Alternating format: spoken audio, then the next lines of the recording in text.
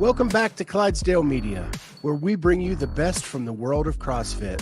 Podcasts, news, special interest, health, fitness. If you like what you hear, hit that subscribe button, hit the notifier so you're the first to know when we have new episodes. Sit back, relax, and enjoy the show. Good Sunday morning, everybody, and welcome to the Clydesdale Media Podcast. My name is Scott Schweitzer. I'm the Clydesdale. She is Amy Radowski, and we are so honored and privileged, as always, to have Caroline Lambray and Jeffrey Adler with us today. What's up, guys? Hi, everyone. Hey, how are you? So it's the weekend of 23.1. I would be remiss not to bring it up. I will tell you, I understand if you do not want to reveal a score or anything like that, but how did it go? It went okay. I mean, it's a CrossFit workout. We knew that the second row was gonna hurt bad, so that's I think that's the worst part of the workout. If you make it there. If you make it there, because the full round it's quite okay. It takes around 10 minutes, and then you got a four minutes of more uncomfortable stuff, but it went pretty well. I'm okay with the score I have, and I mean it's just the open. There's nothing to prove here, so and I want to try and keep that mindset of having nothing to prove, but I'm okay with where I'm at right now. So are you a one and done, or do you repeat open workouts? I absolutely don't want to redo any workouts for sure. That's not the goal. The goal is to do them once. Unless something happens, but for now, like we're doing once, and that's it. And I mean, that's I think something that for me is very valuable. If you do it once, you do it once correctly, and that reflects the fitness that you have, but not only the fitness, but also the way that you do your workouts. Like when you get into a live competition, you have only one shot. If you mess it up, then there's no redos. You can't do it again. So it's a good way to practice. Like make sure you're in the right mindset, your warm-up's right, you're ready to go. And then when it starts to hurt, like just keep on going. That's how it's supposed to feel. And if you get there, then that's you've done the workout right. So that's how I take the open workouts. That's how I take the quarterfinal workouts as well. These ones are not possible to redo. You can if you want to do them back to back, the same workout. I don't think anyone's going to do that. Yeah.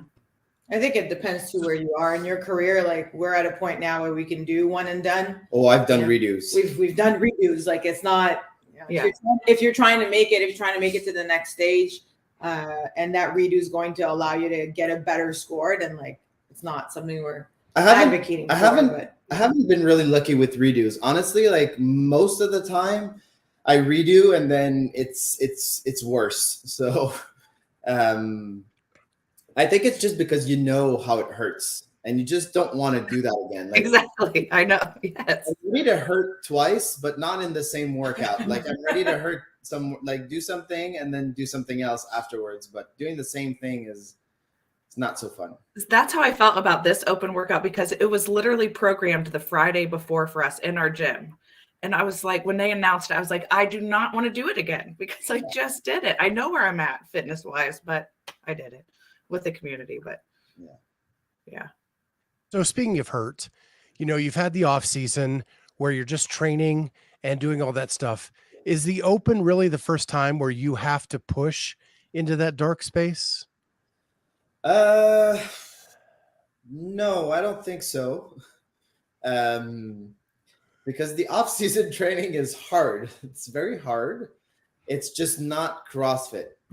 I've been starting to do CrossFit workouts not very long ago. And because I don't do as many, when they come around, I have to do them really hard. And because I haven't been doing them, they feel really hard. So it's not like the open workouts are not surprising, and I'm able to go into that dark space that the open workouts usually brings us to. but yeah, it's just the training has been very different in the past like 3-4 months. So CrossFit workouts didn't come along that often. So we're actually doing a series this year where we're following a handful of athletes from the start of the Open all the way till as far as they make it through the season. And I was with an athlete yesterday who described the dark space to me as it's when you start blinking real slow. I don't know if I blink during workouts. I don't have time to think. Okay. Yeah. So this person made it to the row the second time and said that it hurt so bad. And every time he blinked, the monitor just kept disappearing slower and slower each time. I don't think I go that dark. No, for me, the feeling is I can feel it in my gut.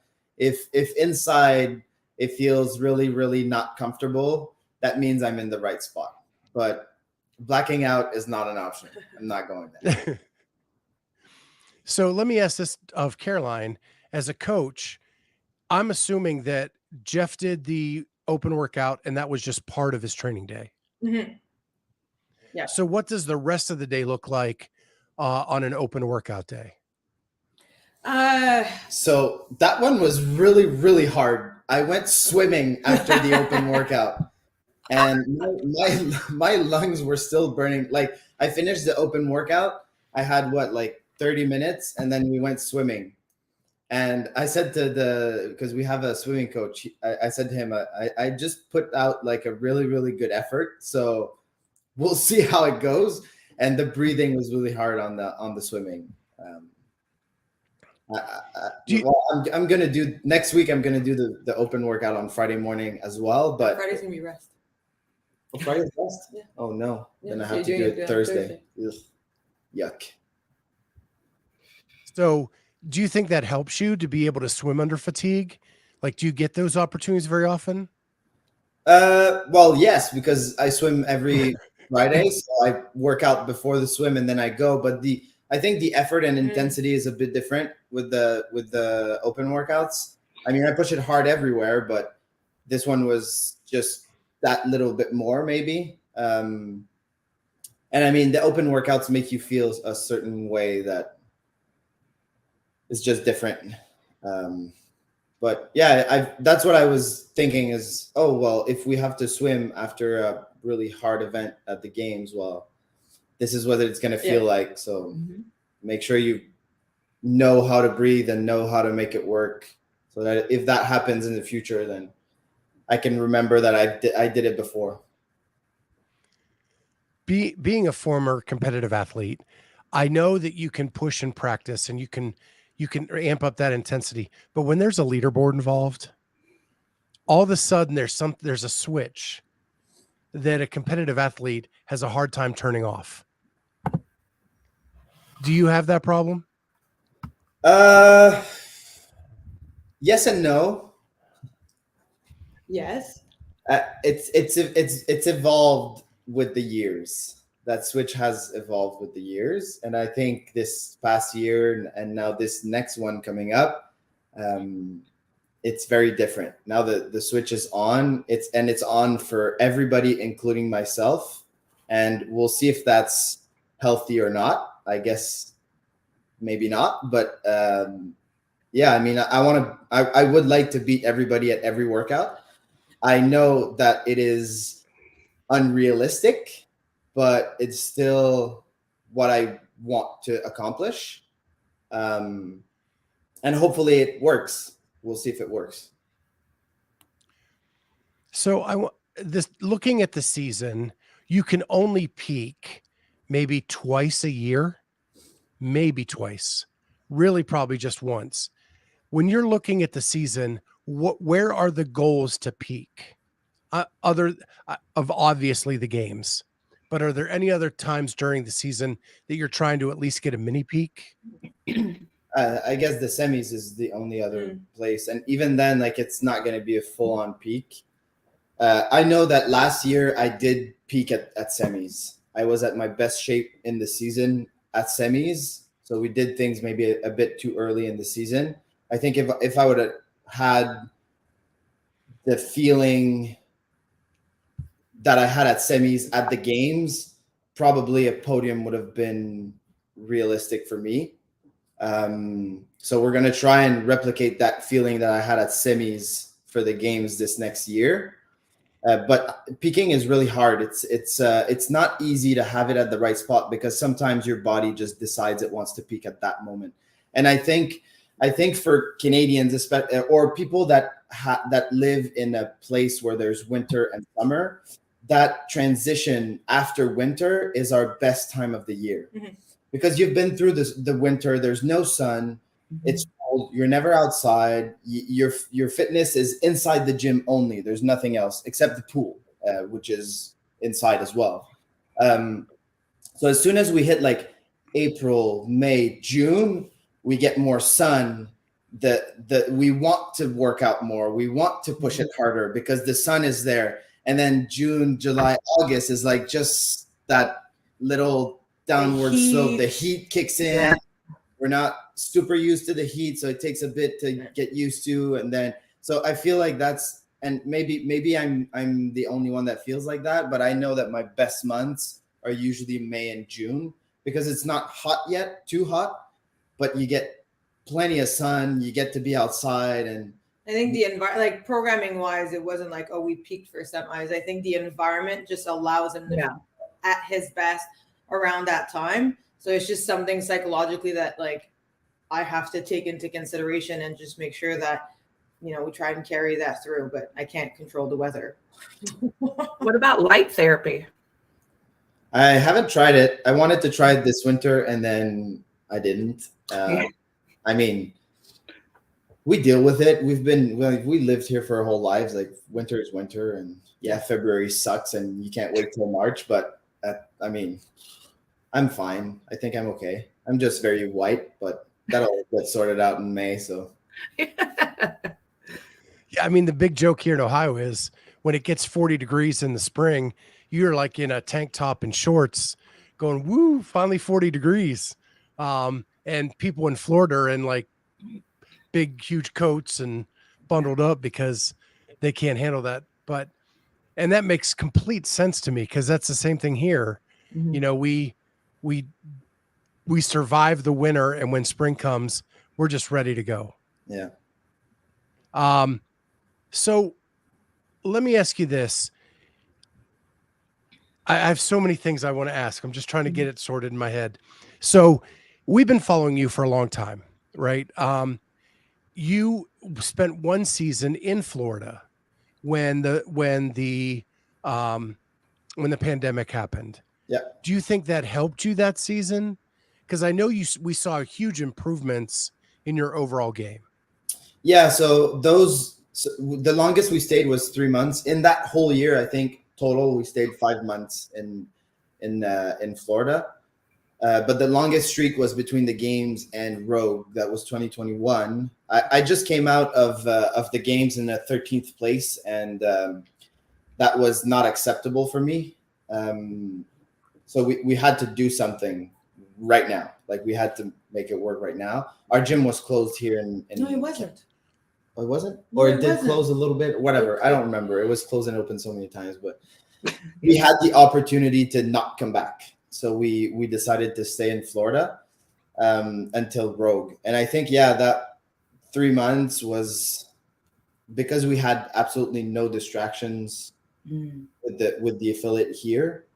I was able to train really, really hard and focus only on recovery and training for those 3 months. And it did change a lot. And because I had such a great result at Rogue that year, I knew that, okay, this is how I'm supposed to train and recover and do things. If I do some other stuff, then it's going to impact my fitness level for sure. So we just tried to replicate that for the next year.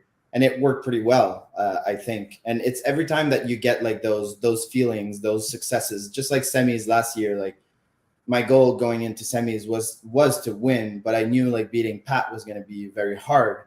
But I did do it, and I did train for that. So if I replicate this for the games and the goals that I have, will it work? We'll see. And that's something that with my career that I've figured out is like, it takes just more time because I have to figure out stuff and then do it. I would have loved to podium at 25 or less, but I think that's not going to be my story. I'm going to podium a bit later in my career. Yeah. So you talk about the affiliate, and I have that as in my notes as something to talk about. It's really rare today for an elite athlete to own an affiliate. However, those that do seem to be more connected to the community than those who aren't. So looking at the two aspects of that, is it a blessing or a curse or both to own an affiliate? For me, it's both. I think I'm in that middle like spot of athletes that when I wanted to start to be a full-time athlete, you kind of needed an affiliate. That was like the best way to do it, to own an affiliate and to work anywhere else than the gym and be able to work out in the gym, and it make things really, really easy. I think nowadays, like the younger athletes have more opportunities with sponsorships. So they don't have to work, or a lot of them don't have to work, and they can be athletes full-time at a much younger age than I was. So I think that's the main difference. Now, to own an affiliate, you have to put in some work if you wanted to make money. Like it's a business, you have to run it. I'm lucky. She does all the running. I don't do much. Our gym is a bit small, and that's my curse with the affiliate is I take the sizing. The gym is just a bit small, and I take up a lot of space.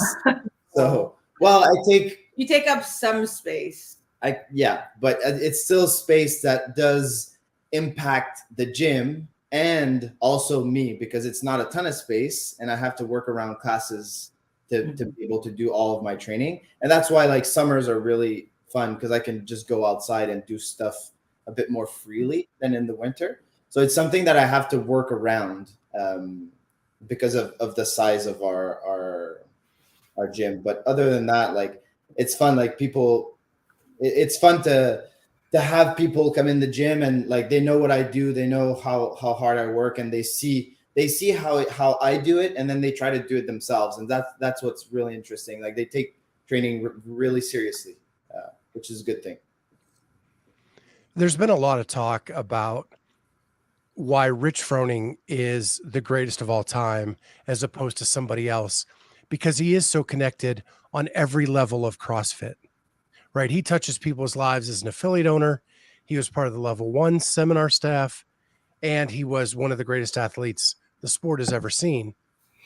Do you ever think about those things as an affiliate owner, that you get to touch people's lives every day in addition to what you do on the floor? Yeah, well, I try to, because of how much training we do, how much time we spent learning how to train. That's also one big thing, is we've been learning how to train the body and be like aim for performance for the past like 7 years. We know how to explain to someone like what's the best way to do this workout, why do we do this workout, what part is important, what's going to benefit you and what's going to benefit someone else, and how you do it and how someone else does it is different because of different goals, different ages, different whatever. But and that's what I think is very valuable for me, is I'm able to help people do the workout, any workout, in a way that it will help them specifically. Because there's a lot of knowledge behind training. And I think for us, like in the past 1.5 to 2 years, we've learned so much about training that we just didn't know before. And all of that is like, c'est de l'or en base. Comment tu dis ça en anglais? It's like, there's a compounding effect. Yeah. So that's what's the most fun. So I don't know if you can see the comment from our listener, Elise. Yeah. Best thing Jeff ever said was in 2020 when he said he didn't care who beat Fraser, someone just had to do it. I think it was a little more explicit than that comment there. Probably. If I remember it correctly. I think it's a shame that like 2020 was amazing because there's only 5 girls, 5 guys, and like people got to see a lot of Jeff. I wish people got to see more of Jeff like behind the scenes. He has a lot of fun with the athletes. Like, yes, they're all competing and like, you know, they're in the zone and they're serious, but a lot of the downtime is just like, it's so much fun and he's so funny. So there is more of that. You guys just simply don't get to see it, unfortunately. I wish that I could have been behind the scenes at Wadapalooza with PB&J, because to me, that is the dream team right here. Going on. That was so much fun. That was a lot of fun. It's not certain yet, but I think the guys are going to want to try and repeat next year. We had a lot of fun. It's just so different than individual stuff. And it's weird because I wanted to do it with these guys because of less pressure, but there isn't less pressure because as soon as the buzzer starts, it's like, well, I don't want to be the slow of the 3. And Pat was like, he doesn't want to be the slowest of the 3, and Brent didn't want to be the slowest of the 3. So we all like went super hard just to let down the other in our own team, not just to beat the other teams, but also like. So that was just very fun to be with them. And I mean, there was no secrets in who was better where and who was better at what. Like we all knew that before even doing teams together. Like we know if there's rope climbs, we're sending Brent. And if there's a heavy barbell, I'm doing it. And if there's gymnastics, we send Pat. Like it was so easy to coordinate the 3 of us in the workouts and like, you do that, I do that. And we're all good. Like it was, it's pretty fun. Yeah. I was going to ask, how fun is it to actually have people at that level on your team that you don't even have to worry about who sucks at something because you're all good at a lot of things. Yeah. And it's easy just to shuffle the deck and make sure that you're the best you can be. Yeah, and that's what was super fun is I think the 3 of us really complement each other because where we're a little bit weaker at, the other one will be better at, and all of the 3 are kind of different, and we have our own places where we were a little bit bad at that someone will be just better, and it just complemented so well the 3 of us together. I think people were surprised by that. Yeah, and I mean I thought we'd had a little bit more of a hard time on synchro stuff, especially with Brent because he's just taller. So his cycle rate is just a bit different than ours, but he was so fast. I was actually very surprised. I think that was the thing that surprised me the most is Brent was really fast on stuff I didn't think he was gonna be, and so it just made me worry about him in the individual space a bit more.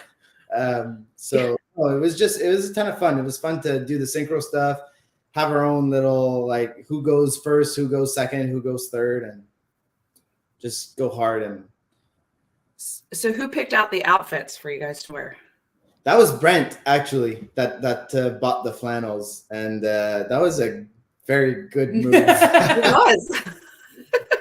We're gonna have to come up with something nice next year if we come back. But yeah, that was cool.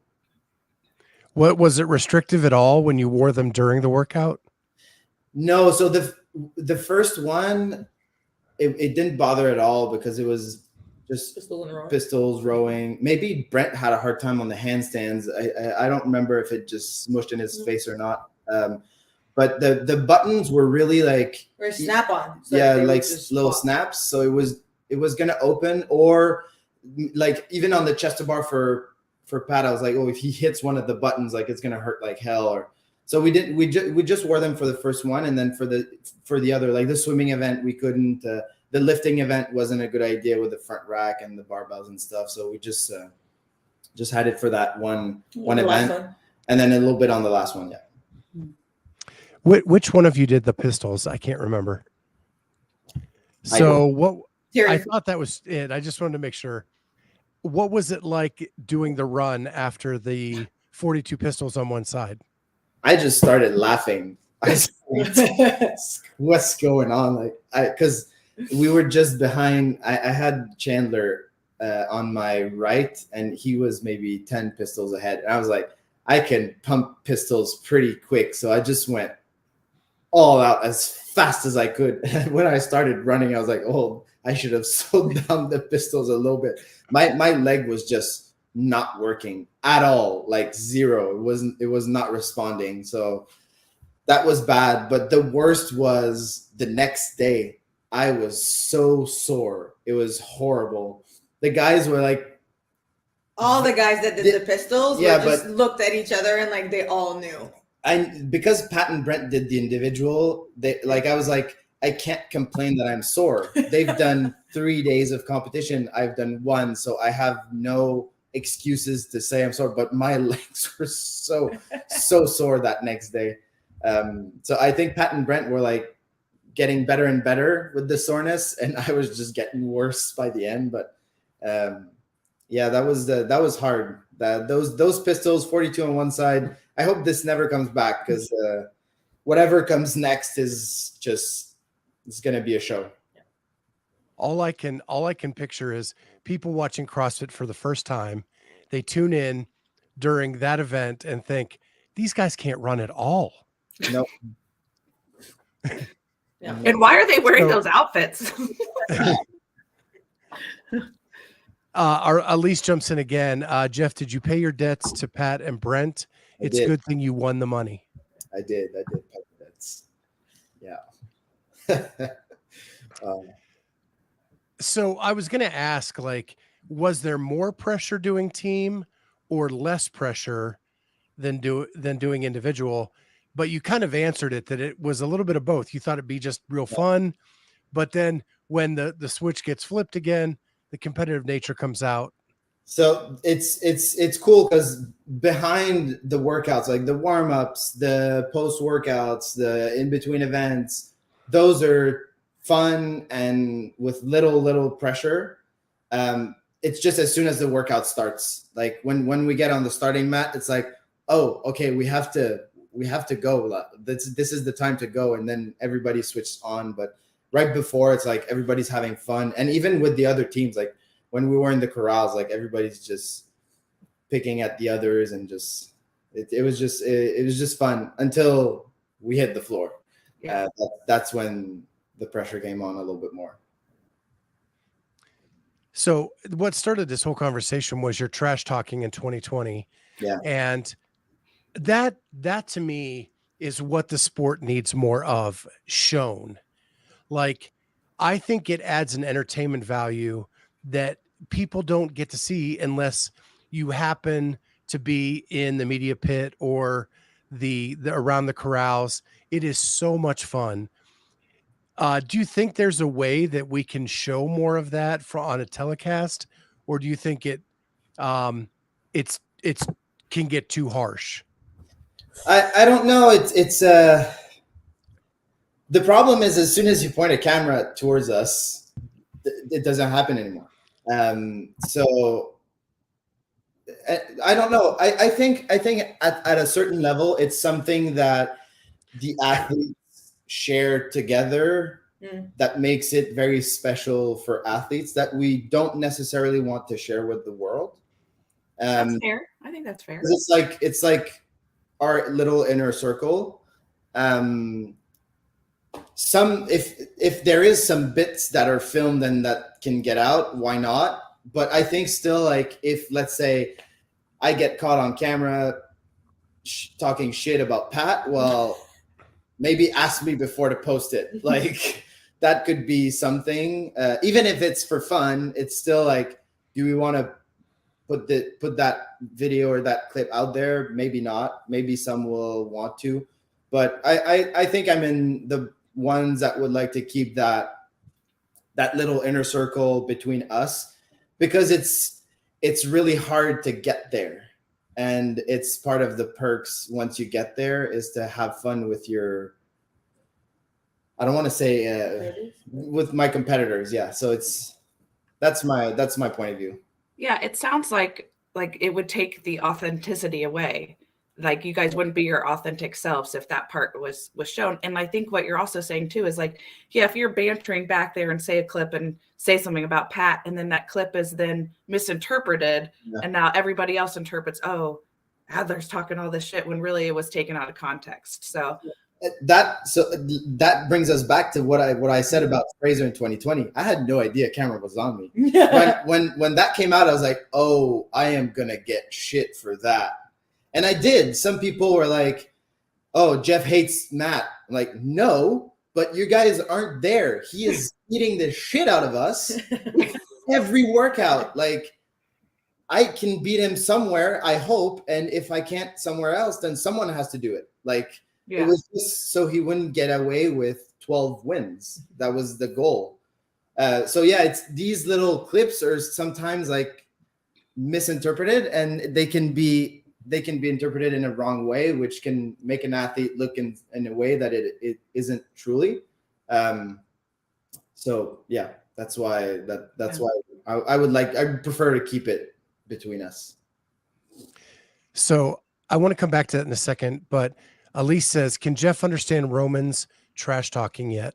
Oh yeah. So funny. Oh my God. Roman is so cool. Roman is very cool. So when after the biking event, when at the games when Lazar did only 4 laps instead of 5, Roman was on Lazar's back for days. It was like, Lazar, it's 3 pegboards, not 2. Like, he was really, really funny.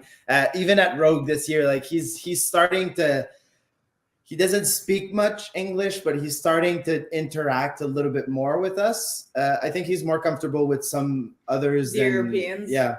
Yeah. We always try to pick on him a little bit and try to make him talk to us, but it's still a bit difficult. But he is genuinely a fun guy, and he is shy also. So once he gets his shyness a little bit out of the way, like we're going to be able to see some Roman a little bit more, and people are gonna like it. He's a really fun dude.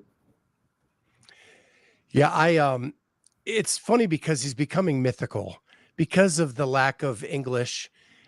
It's almost like people are making up stories about this mythical figure in the, he ate 18 bananas at a semifinal, and he sleeps on the floor to do this and that. Like, it's just crazy, all the stories that are coming out. Well, he does sleep on in workouts. They all sleep but they can sleep somewhere. In his personal life, I don't know what he's like. We just seen him just a little bit. Like we just started to see him also in like behind the scenes at the games at Rogue, at Wadapalooza. He was on a team with Willie Georges, so Willie was like sometimes telling me stuff about Roman that happened as his team. Like we're just starting to know him as well as athletes. So I want to go back to the first time I ever realized who you were, and that was at the 2020 Mayhem Classic. My first podium. I was actually working security there. We were only like 7 episodes into this podcast. And you guys were walking around with the documentary team. Speaking a lot of French. Am I getting that mixed up? We were, so at Mayhem, I know we spent a lot of time with Sam Cournoyer, and Alex Caron was there. Your parents were there. My parents were there, so we French with them. But maybe that was a mythical story that was told to me that wasn't true. But... Well, I know media people, so like maybe there's people around us from the media team because those are the people that I know when we go to competitions. I don't remember. That was maybe Dubai. Were you in Dubai? No, I was not. No, but that's okay.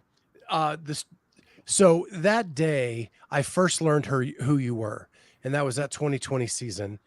And from that point on, you have jumped light years in your fitness, in my opinion. So then in that season is the 2020 season where you take 5th. Yeah. You then take 13th and you come back and take 5th again. Is there a different feeling to 2020 5th to 2022 5th? So the 2020 5th is weird because I did qualify with the online, like the stage 1, and that was the greatest feeling. The 5th place in California was last place. It wasn't the greatest feeling. So it's kind of a weird thing. The 2022 5th it's okay. I thought I could do a little bit better. I think I had the fitness to do it. There's 2 workouts that did prevent me from doing 4th or better. Yeah. And I was 4th for quite a bit. And then by the end, until Alpaca, Yep. at the end, I switched places with Sam. So it was like just outside the podium and then 5th. It's like 5th is good. It's very good. There's nothing wrong with 5th, but it's not 3rd, it's not 2nd, it's not 1st. So it's a good feeling because I know what I can do. I know how to do it. I just have to execute it now. And that's very hard to do. That's one thing that I think people don't realize is, like, for people like Tia, like Matt, even Justin with a repeat, what Froning did 4 times in a row, like winning and podium, like Pat Brent, that podium almost every year, repeating that and executing with a different workouts, different athletes, like a different roster, different places, is very, very, very hard to do. Fitness getting the fitness is the easy part. It's getting there and doing the thing that's very, very difficult to do. So hopefully we can manage this year to execute as perfect as I can and see the result.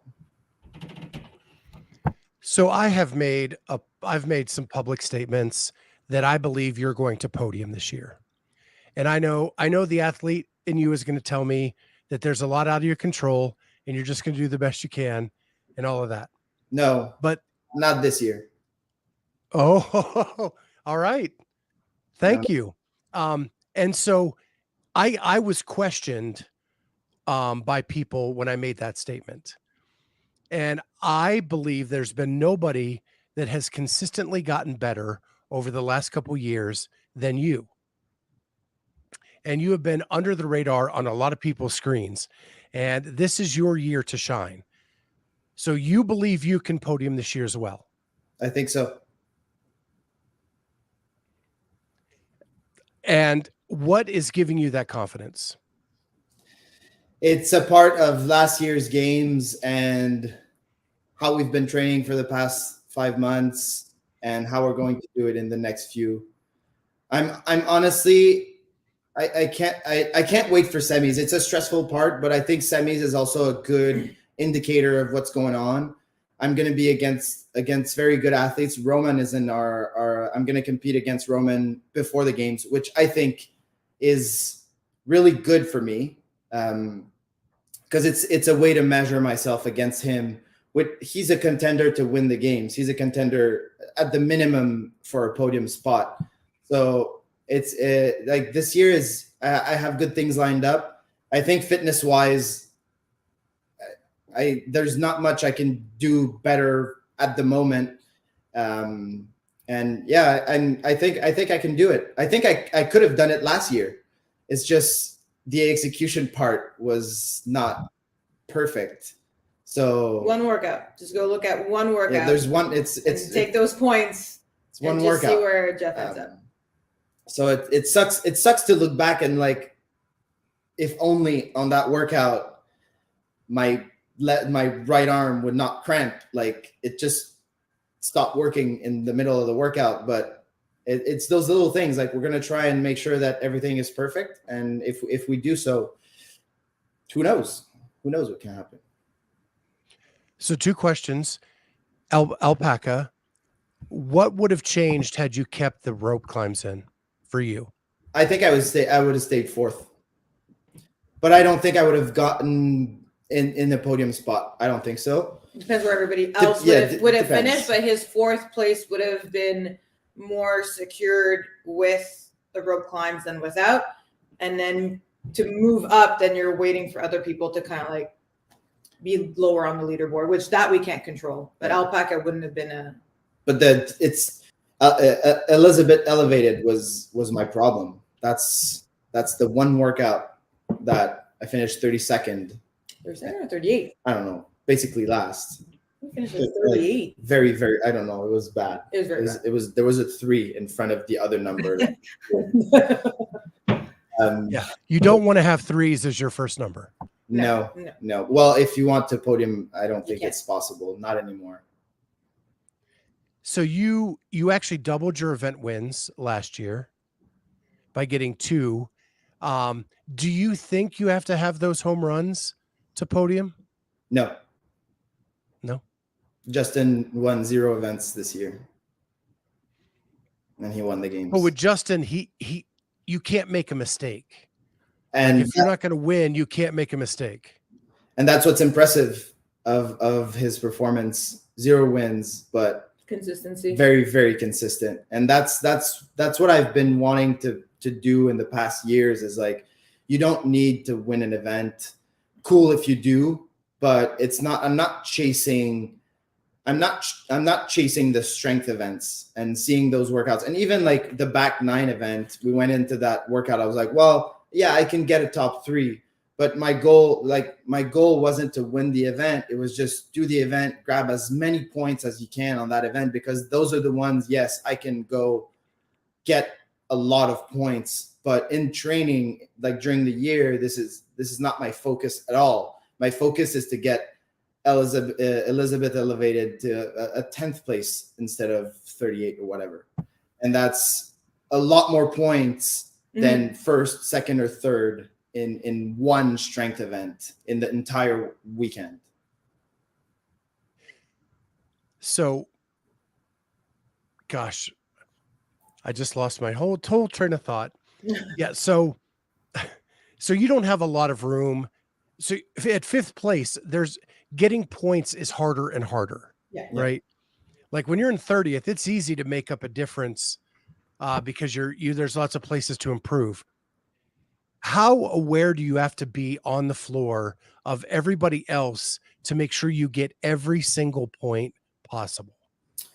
I don't know if for me, if I have to, the problem with that is like, let's say we get on Alpaca, let's take that workout, for example, and I have to beat Roman. There's not a lot of chances that's going to happen. Or let's say there's a Echo Bike workout and I have to beat Roman. There's not a lot of chance that's going to happen. So the goal for me in every workout is just to try to get the best time or as many reps as I can. And then there's nothing more that I can do. Because sometimes, like if you chase a person, it will backfire on you and you'll do even worse. And that's how I think. It's how I think with any workout, even like the open workouts at the moment. Cool, I'd like to beat whoever, but if he's just better at this workout than me, then there's not much I can do. But when a workout that's mine comes up, then yeah, I'm gonna try and make it really hard for them to beat me, and try to have people, like, hopefully I have some people in between. That's how it works. But I don't think like aiming for someone is a good idea. It's aiming for the best possible score for yourself. And that's the training year. Like if I've trained the right things and done the right type of workouts, then it will just pay off. Because if I can be 1 or 2 behind Roman or Ricky or whoever, and then on some other workout I can have 3 between, then I just gain more points. Because it's at the end of the weekend that it really counts. It's not by event. That's my thoughts for that. And I know some of the athletes are a lot of them, they say, oh, I'm ready to die for points. Yeah, but if you die, you might do less points. And it's a risky game to play.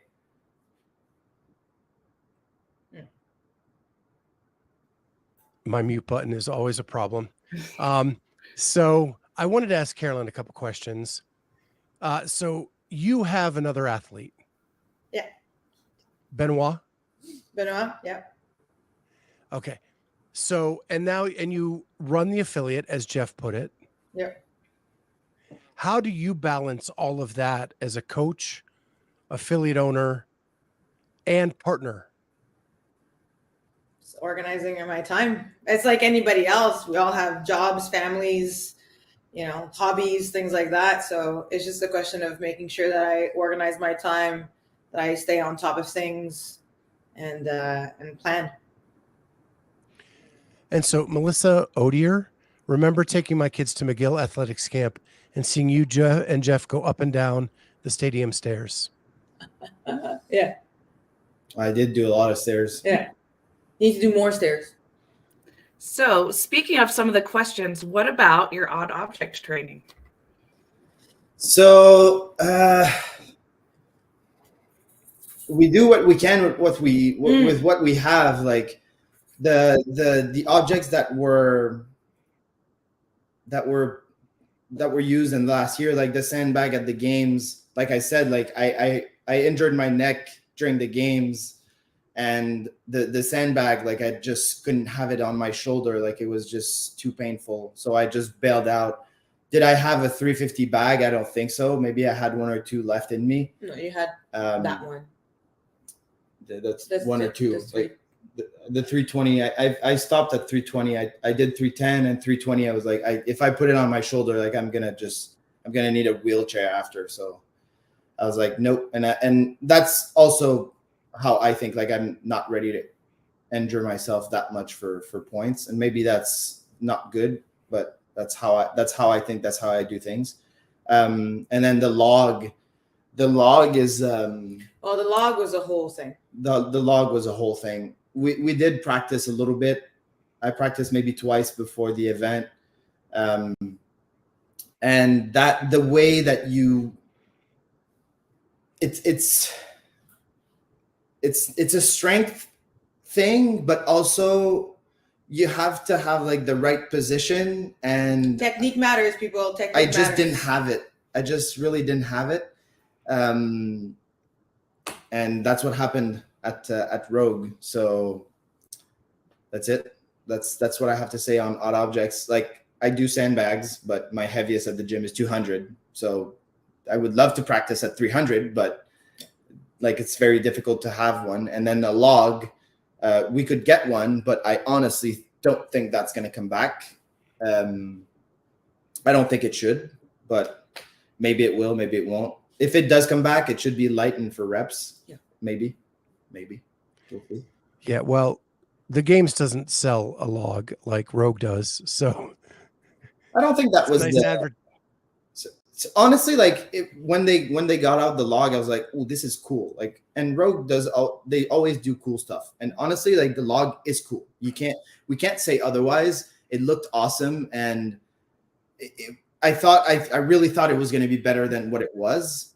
It's just because we don't do logs. And that's the issue with the thing, is like a little bit like the crossover double under. If we would have been everybody to do them at the games, we would look like shit. Like it just doesn't look good, because there's now, I think, in the sport too many things we have to do. And so I have to spend time on a log. And if I spend time on that, then I have to spend time on the crossover and this and this. So we have to do so many new things and stuff that we have very little time to practice all of those. So we're not even like spreading yourself thin. We're spreading thin on the movements, I think. And that's what happened with the log. And the guys that did do well on the log, I'm happy Chandler got that last one, because that oak log was like that's where everyone wanted to get. And cool, Chandler got there. Roman almost got it. But realistically, not a lot of people in CrossFit would get there, even if we put all the competitors, like the top 100 CrossFitters. There's not a lot of people that would have gotten very far on the log. So I think we should stick to things that we know more. Well, you can do like Rogue. Like at least Rogue they advertised it, like they mentioned it so that people would have time to practice. And that's where like I don't mind if like CrossFit is always going to push the boundaries, and I'm perfectly fine with that, spreading them thin and like, oh, poor them. But it is a challenge, and I think finding those holes is still, it can still be entertaining, it can still be good, but at some point, like he says, like we have to recognize the value of their time, and there's only so much that you can spend time on.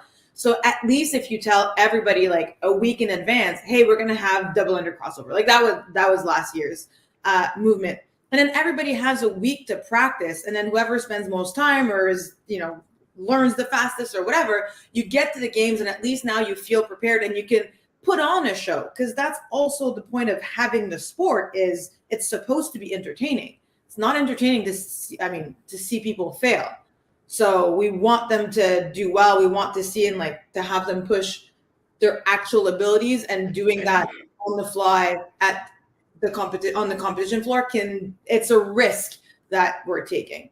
So I don't mind if they keep introducing new movements and new standards and whatnot. But I think to be fair to them, to give them a little bit of practice time will simply elevate the event, elevate the sport, elevate the athletes. Like it just makes everybody look much better. I tend to agree with that. I think there is this, when CrossFit was a grassroots entity, it was this very military secret, let's not let them know until the last possible moment thing. And as it grows, I think it's got to get out of that a little bit to make it a more widely accepted sport. The secretive stuff, it was cool at the beginning when it was small, but now that it's growing, it can't sustain itself with that and become and grow in addition to that. Yeah. I think there are things that, like, if we look at, you know, just the CrossFit methodology, like freestanding handstand push-ups, we're coming. They're coming back, guys. If you're starting in the sport of CrossFit, practice them now. Like, I think that, like, the pegboard was a surprise, but it was something that was in the methodology that had been, mentioned to people to train with. So I do think that there are seeds and things that they need to be aware of and be adequate at performing wise. But yes, there are things that, like, if we want to keep pushing the boundaries, eventually it's like, well, the basics you should be good at. And if we keep introducing things, like, eventually they're going to run out of time is the only thing that I'm saying. So, like, where do you want them to focus? Like, right before the games, they can practice a little bit on something that you want to put on as a show. But it doesn't mean that you should skip on the basics or skip on this or skip on that. And even, like, yeah, as an affiliate owner, or I'm not going to have parallel bars in the gym.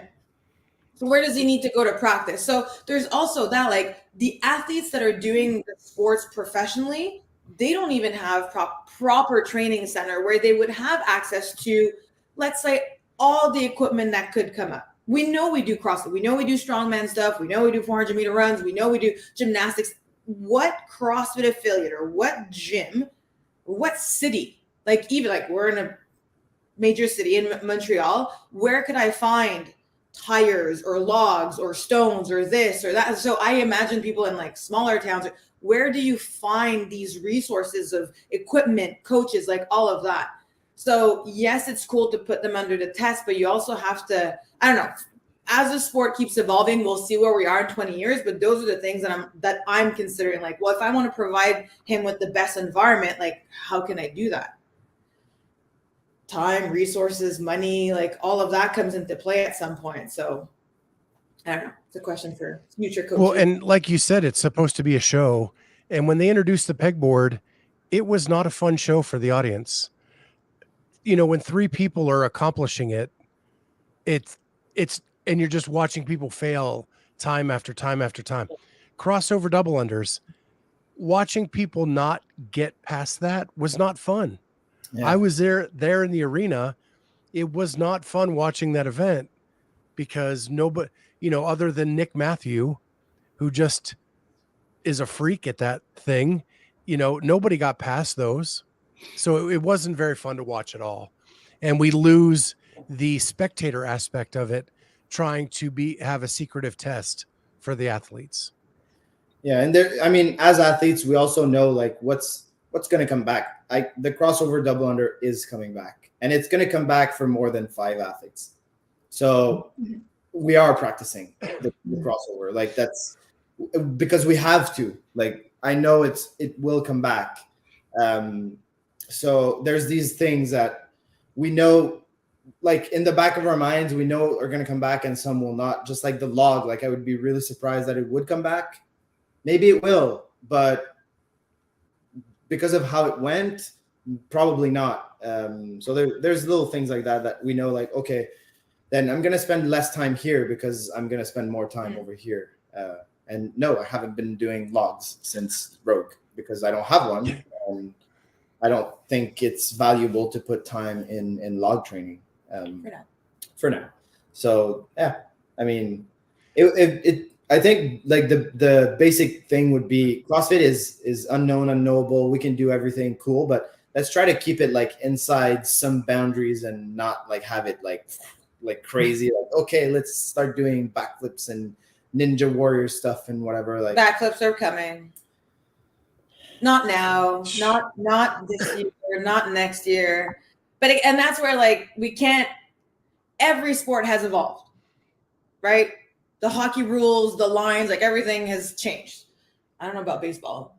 I don't know about football, but like equipment changes. The rules will like CrossFit in 20 years and 30 years and 50 years. Like who knows where that's going to go. So that's where I'm saying like, we know we're supposed to be good at gymnastics. Like muscle up isn't even a thing, right? In gymnastics. So backflip isn't really, but it will be for CrossFitters. I'm not saying for this generation of athlete, but if you are looking to compete in 5 years, maybe that's something you need to start practicing now. So you have that in your back pocket and you're not worried about it. But for now, when we look at year to year transition, that's where, like, yes, if you go like this too quickly, it becomes very, very hard. And you're putting, I think, the sport and the athletes at risk of not making it entertaining if you want something to develop over 20 years. Like, can we look at the long trajectory instead of just like next year? Like, let's do this for next year instead of this. So we're coming up on the hour, and I want to be respectful of your time. While we've been talking, breaking news has come in.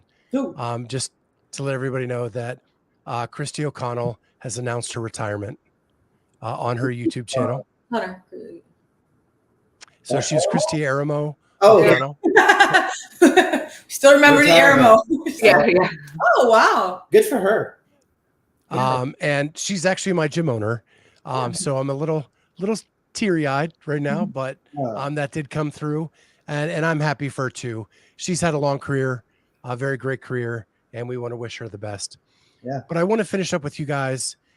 You guys recently, well, not even recently anymore, probably a year ago, got engaged. Yeah. I'm not even asking when yet. I've already asked Caroline on Instagram, and she said they're just fine right now. Yeah. This is how it's going to be for the foreseeable future. And that's my assumption, right? With where you guys are in the sport, that has to be your number one focus right now.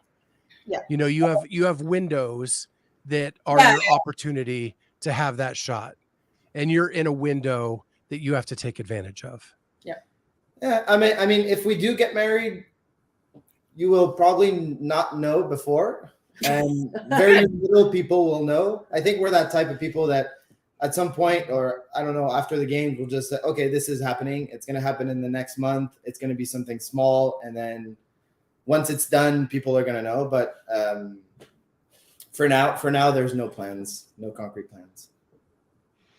Yeah. And that makes sense. But I would be remiss not to ask.